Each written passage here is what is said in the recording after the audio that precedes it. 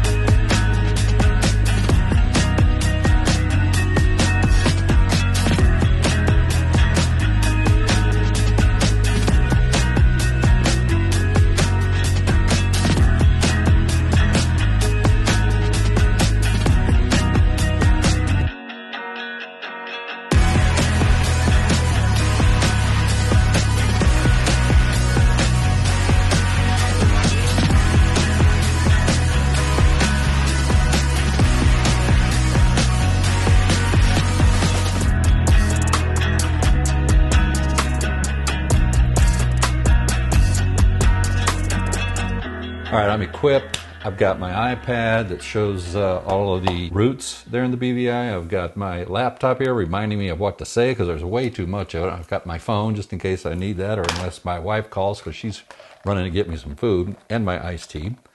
I am here in Omaha. It's really cold outside, but what a better way to talk about something warm and delightful like the BVI than from here in my basement. And by the way, the bar is right behind that camera, so if this video runs a little long, this may be replaced. Okay, so you got to get to the BVI. Now, there's really two ways of doing this. You can fly straight in. The airport code is EIS. It's there on Beef Island. It'll be a small little puddle jumper. However, American Airlines does have a jet that comes from Miami on certain days at certain times of year. You just have to investigate and look at it. That is the quickest way there. It's not the cheapest, though. That's going to be the most expensive way to get there. If you're more on a budget, fly into St. Thomas, which is the U.S. Virgin Islands, a little easier. But then you've got to get on a ferry, which moves slowly, and it has specific times that it goes, so you're not really on your own timeline there. But that is the most economical way to go. What's become very, very popular, thanks to me and other people, are water taxis. Now look, at the outset, these sound really expensive, but when you break it down, I don't think they are. What they will do is they'll take you straight over to the check-in at the BVI. You don't even have to get out of the boat. They take your passport, the captain does, walks in, clears you, comes back out, and then takes you directly to your charter boat. Step right off his boat onto your boat. It's really an amazing way to go. Just build it into your budget, and trust me, it saves so much time.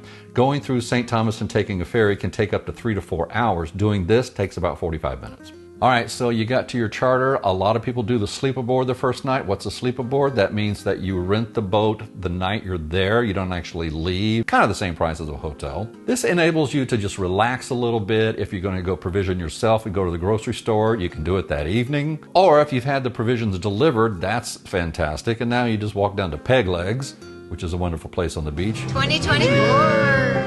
Now, of course, I'm speaking of Nanny Key Marina. That's where MarineMax is. I think Virgin Yacht Charters, there's a couple of charter companies at Nanny Key. At moorings, they do have hotel rooms if you don't want to do the sleep aboard.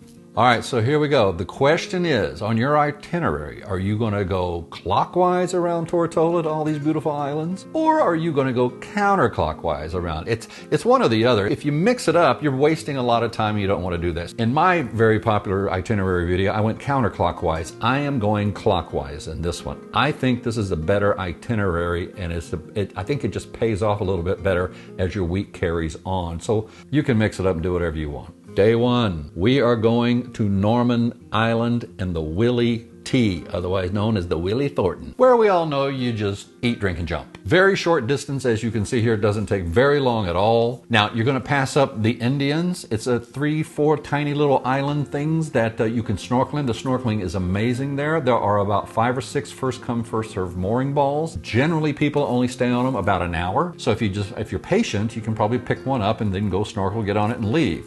As you're coming into Norman Island, it's a beautiful place. Another thing you can do is when you pick up your ball there, it is also possible to get in your dinghy, go right around the corner, as you see here, to the caves.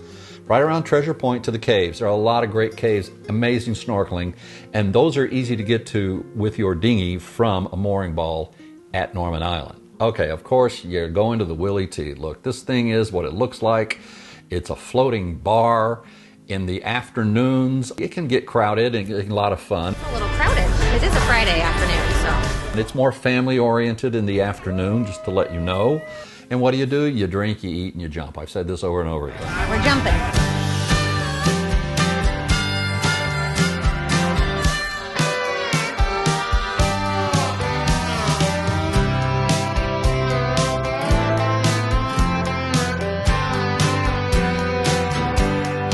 It's so much fun watching people of all ages just do it. Now, it has been in the past where you're supposed to jump off nude. Well, that's what happens a little later in the day and in the evening when all the children have gone away. So if that's what you're into, and a lot of people do this, they'll have dinner, then go over there late at night, and I don't even frequent the place at that time because there's just some things I'm done. I don't need to see them anymore. I'm good. Oh, how beautiful is this? We are at the Pirate's Bite on Norman Island, aren't we? Yes, we are. Yes, we are. Couldn't be more beautiful. For dinner, I just think the Pirate's Bite is an amazing place. The hurricane wiped it out. They have built it back beautifully. There's a wonderful bar there. By the way, there's a really great beach there. If you want to spend the day at the beach, you can do that as well. But the dinners there is always first rate. The most important thing, though, is we closed the place down. The next morning, I try to get my guys and gals to get up and take a little hike. You can hike all around Norman Island. Some really great views. Okay, day 2. Man, we've done a lot in one day. Day 2, we are now going to go north, and we're going to go up past Tortola, and we're going to go up to Jost Van Dyke. Now, you can also stop at the Indians on your way out of Norman as well. It's generally more available to snorkel and more mooring balls available in the morning, just to let you know. So we get to Jost Van Dyke. Again, I've said it over and over again. I just think the right thing to do is to go and grab your mooring ball at Great Harbor first. Bodie balls are there. There are also some first come, first serves. And then just get in your dinghy and go around the corner all the way to White Bay. I love how beautiful the water is here. Look at this. A lot of people will take their boat over to White Bay, drop an anchor, stay there for the day, then leave. A lot of charter companies, I know MarineMax Vacations does not want their 54-footers over there. So it's up to you. Again, it's just easier to grab a ball over at Harbor and just be in your dinghy the rest of the day. Yes, you throw that sucker right up on the beach and you're home. You are home to the soggy dollar bar. World famous.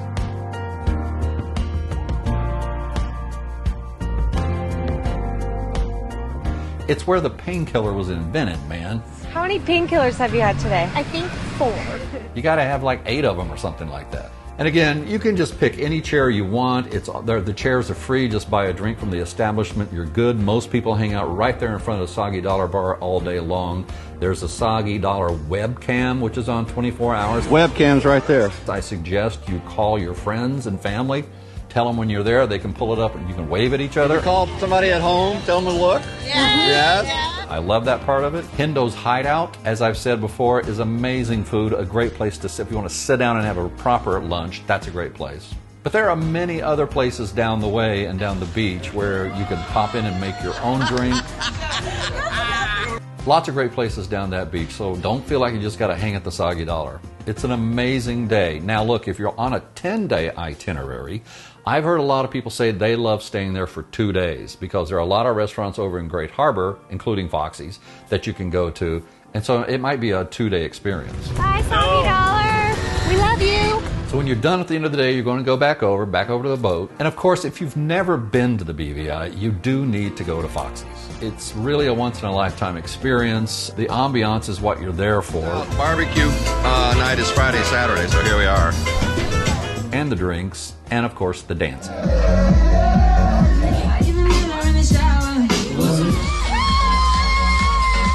I will also say, dinner-wise, 2 other places I would eat. I'd go down to the Tipsy Shark. Very nice place, good food. Need to make a reservation because it's kind of small. And also Corsairs. Corsairs Beach Bar and Restaurant is a beautiful little place. and they make amazing food. So if you want to have dinner there, then walk down to Foxy's for the, you know, the party thing afterwards, that's a great suggestion. Okay, day 3, we are going to make our way over to Scrub Island, which is on the other side of Tortola. We're going to go around the northern side of Tortola. Now, there are several things to do on your way over there during the day. Again, if you're on a 10-day itinerary, you probably want to go over to Cane Garden Bay. The beach there is fantastic. I love a little restaurant called Indigo Beach House. But there are plenty of restaurants there, and you can also pick up a taxi there and go to other restaurants around the area of Tortola. One of my favorite things to do is to leave Great Harbor a little before lunchtime, just go right around the corner to Little Harbor and have lunch at Sydney's Peace and Love.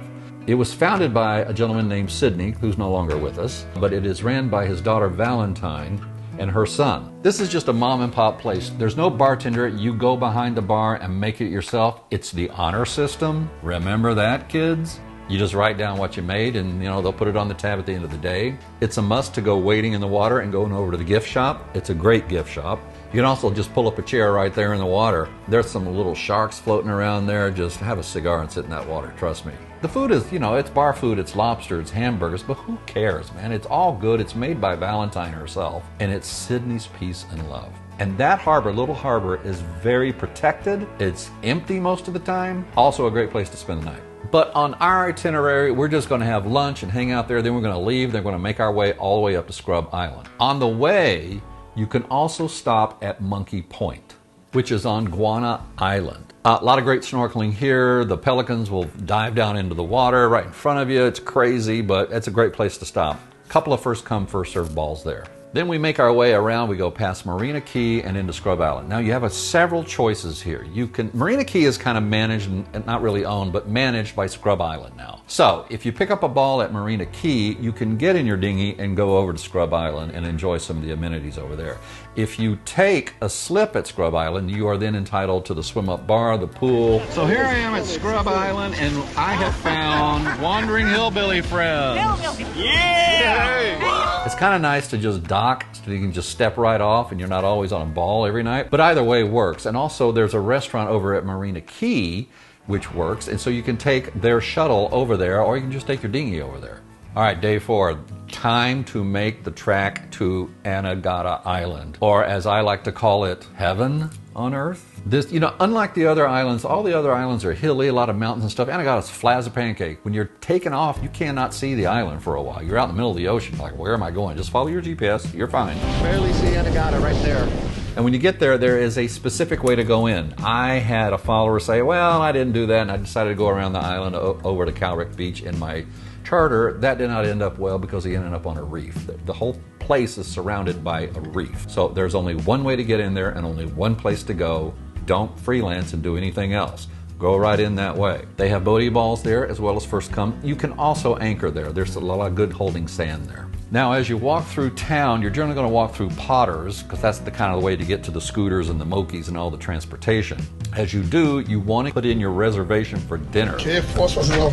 Wandering Hillbilly. You have to do that before 4 p.m. because they got to go catch the lobsters, right? I recommend eating at one of 2 places. That's Potters by the Sea. I've also been over to Wonky Dog, and the food over there is really, really good. It's just the ambiance isn't quite like Potters, but both of them are great. There are pickup trucks that are doubling as taxis that you can hire to take you over to the other side of the island. You can get scooters. The mokies, they just stocked up on a bunch of these bad boys. They're great. I highly recommend these, but you need to call a day or 2 in advance and get them reserved because they're very popular. Okay, where are you going? Well, you're going to Calrick Beach. That's where you're going. It's on the north side of the island. The water there is amazing. You've got 2 establishments to spend your time at. One is called Calrick Beach, as you see here. The drinks are flowing, the food is great. Calrick Beach is a chill place. I mean, it's not a lot of partying going on. You will hear partying going on down the way at Ann's Tipsy Bar. Ann built this place about 3 or 4 years ago, maybe even longer, I don't know, but it is ran by her entire family. Her husband is the DJ, her sons are running the bar, she's hanging around there. This is a happening place. You will see dancing. My nieces made me drink this. Is this an enema? What is this? I hope they have recovered, but it's great. It's a lot of fun. And what I would do, I'd get on down to Ann's and get all the partying thing out of your system, then come back down to Calrick Beach, sit on the chair there and have a cigar and relax. Either way, Calrick Beach is one of the most wonderful places on earth, I believe, and well worth the trip, and it's awesome. You can also go over to Loblolly Bay on Anegada. You can also go to the Conch Island. It's just a bunch of conch shells that have been stashed and stored and made their own little island. It's crazy.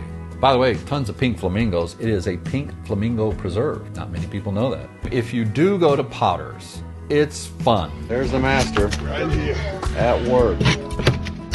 Because what happens is you can watch them cook everything right there in front of you. You have a great time, you eat it, and then of course you dance, and every single night is a limbo contest.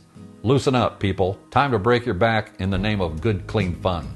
So when it's done, you get in your dinghy. Please bring a flashlight. Don't, you're going to have a little too many painkillers there, so just take it easy.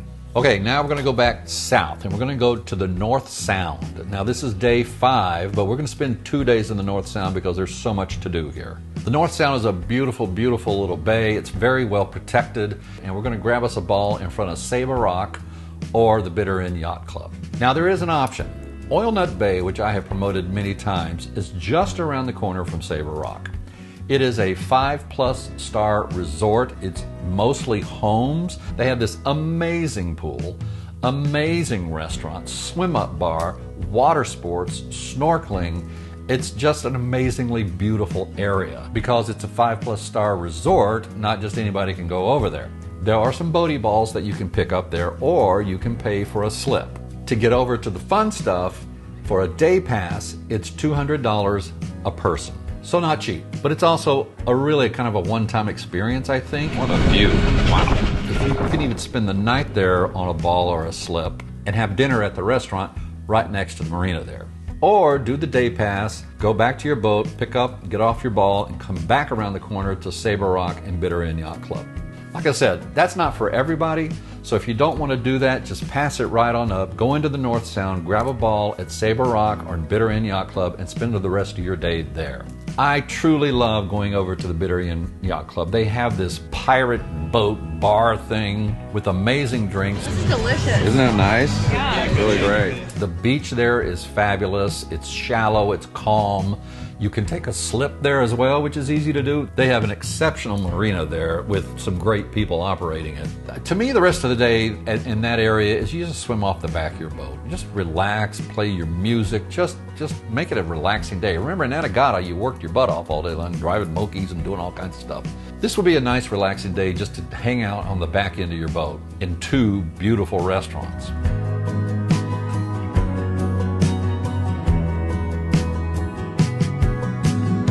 Now at dinner, my favorite is Sabarock. This sucker was completely wiped out in the hurricane, but man, have they built it back, and I think it's one of the best restaurants in all of the BVI. Go upstairs, get yourself a drink, then you come back down and have dinner. Now the only way to get to this island is with your dinghy. You can't walk to it, you can't drive to it, just get in your dinghy, go up. They have a gentleman who will grab your line and help you get up, but just relax and have a wonderful, wonderful dinner there. Oh, that's me. This don't suck. Okay, day 6. This is going to be an easy trip because we're only going to go on the other side of the bay. It's going to take you about 10 or 15 minutes. I always just drag my dinghy. I don't even put it up on the back because we're not going to go more than 7 or 8 knots to get over there. So we're going to grab a ball at Leverick Bay. A lot of boaty balls and a lot of first come, first served balls there. All right, we got a lot of options here, but the number one thing you're going to want to do is reserve a taxi. Just call in on the radio to Leverick Bay Marina and say, I need a taxi to take me over to the baths, and they'll arrange one. So you get over there, you get in the back of this pickup truck thing. I recommend calling Sweet Ice Willie. He's my favorite, and he'll take you on over there to the baths. Now, on your way to the baths or on your way back from the baths, you're going to want to stop at Hog Heaven. Hog Heaven is at the highest point of the island and the views are outrageous. It's worth going there just to see the views. Just have a drink, just to take a look at the views and take a picture. The barbecue there, highly recommend. Really good. The ribs here are amazing. Really good. How's the pork?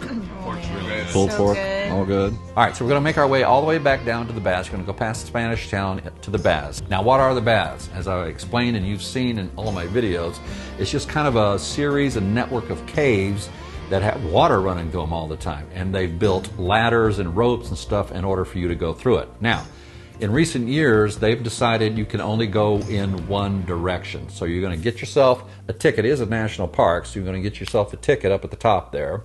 And then you're going to turn left, and you're going to make your way all the way around through the caves. My wife does not like doing that. So what she does is she takes a right, as you see here, and meets us down at the bottom. You can do that.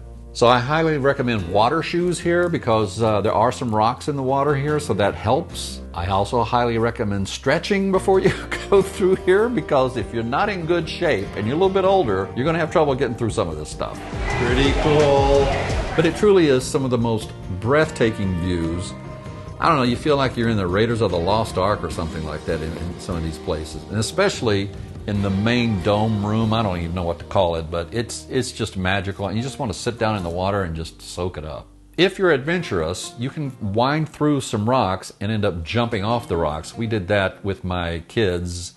I did not participate, I just filmed. But you can do that.